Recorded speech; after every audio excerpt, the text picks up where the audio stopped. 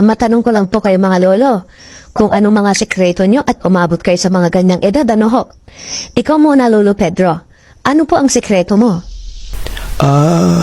Gulay sa umaga, tanghali at gabi.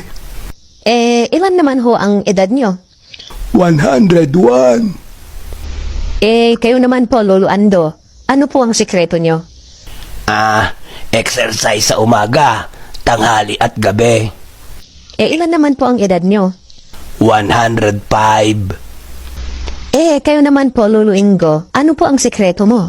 Kasi, puti na lahat ng kilay, balbas at buhok nyo. Alak sa umaga, tanghali at gabi. Ilan naman po ang edad nyo? 35.